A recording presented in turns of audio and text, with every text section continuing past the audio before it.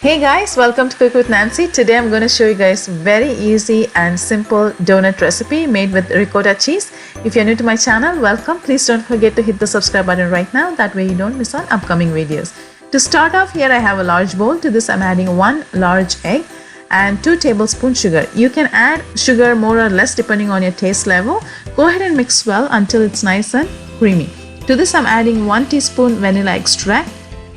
Go ahead and mix them well. And once that is done, I'm going to add 1 cup of whole milk ricotta cheese. Now my ricotta cheese is not at room temperature. I just removed from the refrigerator. That's okay. Go ahead and mix them until it's nice and smooth and without any lumps. It turns nice and creamy. Now to this I'm going to add lemon zest, 1 tablespoon.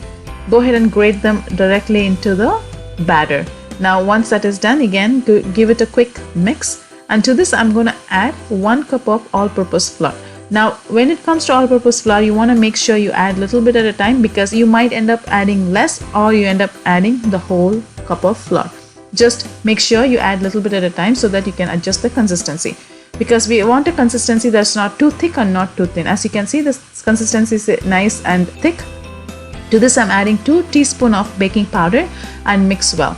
Now the consistency is perfect and you should be able to shape it and hold the shape. That's the consistency we are looking for. Now once that is done, heat the oil on medium-high heat and drop the small size dough into the oil. You can use a piping bag if you want a perfect shape, but I think it's okay to use your hand or the spoon. Once this nice and golden brown, remove it from oil and repeat the process, and dust with the powdered sugar while it is still hot and serve it with any choice of tea, coffee. It's up to you. I hope you enjoy watching this video and I will see you soon in my next video. Till then, take care guys, and please do not forget to subscribe. Thank you.